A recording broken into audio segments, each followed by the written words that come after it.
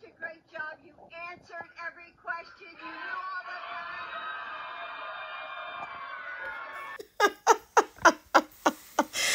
Hey, this is incredible. The way this woman is talking to her husband, Joe Biden, here, the way she's talking to him is exactly the way I talk to my toddler. When she's having, those self-esteem moments of, Mommy, did I do well? Mommy, did I sing well? That's exactly how I talk to her. I say, yes, my baby, you did well. You did well. I'm so proud of you. And let me ask the crowd. You did such a great job. You answered every question. You knew all the throughout much of the debate with Obama world people, with Democrats, with people who are political operatives, with campaign operatives. My phone really never stopped buzzing throughout.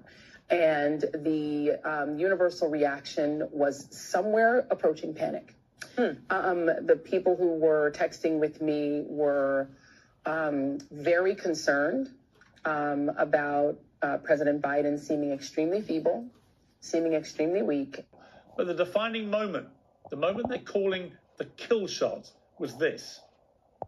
Total ban on the total initiative relative to what we're going to do with more Border Patrol and more asylum officers. President Trump?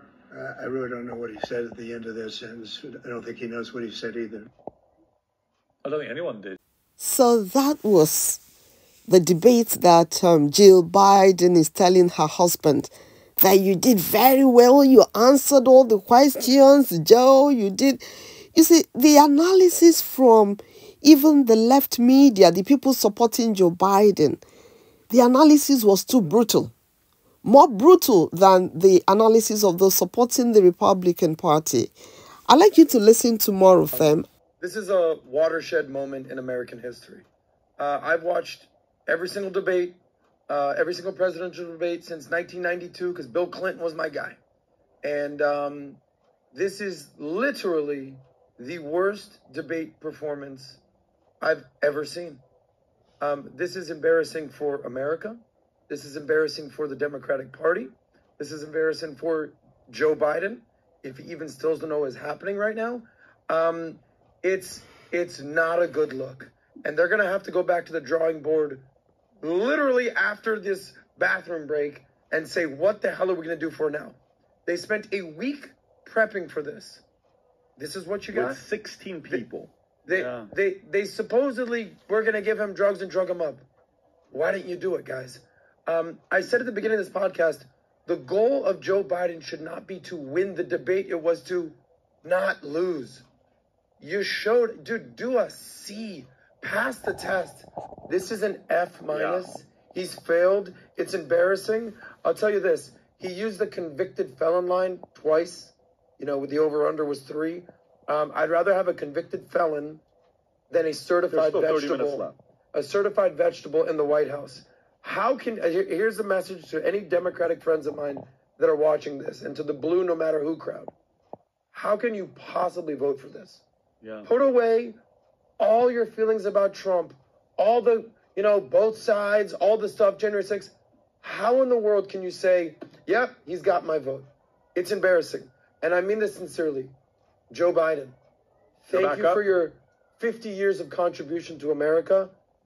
To a record low exit under stage the presidency. It's over. And this is the same performance that Joe Biden's wife is hailing him for. Saying, Joe, you did very well. You did. You see, this is what happens when you have been calling black white. Suddenly, you can no longer fool anyone. Joe Biden has been like this from day one. From day one, when COVID struck and he used it as an excuse to hide in the basement rather than come out and speak to the American people and all that. He was just hiding in the basement. But now it's clear there's nowhere to hide. There's no COVID. So everybody is out on the streets. Everybody is out going about their business. No one can spin this anymore. No one can spin it. For a long time, the Democrats have been saying that, oh, he is very good. His mental fitness is wonderful. Is this, oh. But you see, how can somebody with this kind of mental fitness be the one behind the nuclear button? Why do nations bring out the most unqualified to govern them? Just like in Nigeria, the most unlikely people that should be resting and advising are the people hanging on to power. People have said over the years that Joe Biden has not been the one ruling. It's been Obama all the way. And of course, Obama came out with a tweet that, bad debates happen. He knows that very well, that just something going wrong in one debate shouldn't be used to judge, because Joe Biden being there means that Obama will still be the one in power. When I look at Obama, I just say Obama is behaving like his African brothers, Look at what Obasanjo did to Nigeria when he exited power. He gave us a sick man, a very sick man. Everybody wanted, this man is very ill. He couldn't be bothered because Obasanjo wanted to still be in charge of the country. So he felt it suits him very well to the ground if he puts a sick man there and he, Obasanjo, will be the one controlling things. Look at what Tinubu does with Lagos State. For anybody to be in charge of Lagos State, Tinubu must be the one to put the person there, and he controls what goes on in Lagos State. When Fashola was governor of Lagos State, Tinubu was the one still signing C of O in Lagos State. Oh yes, it was an open secret. Sanwo-Olu is there today, in spite of the fact that people say Sanwo-Olu doesn't even have a secondary school certificate. It was proven. The schools he said he went to, he never went to those schools. But everything was swept under the carpet because Tinubu wants him there, and Tinubu controls what goes on in Lagos State. Oh yes, the policy of route Igbos out of Lagos State, chase them out, break down all the buildings belonging to them, is a Tinubu policy. It is.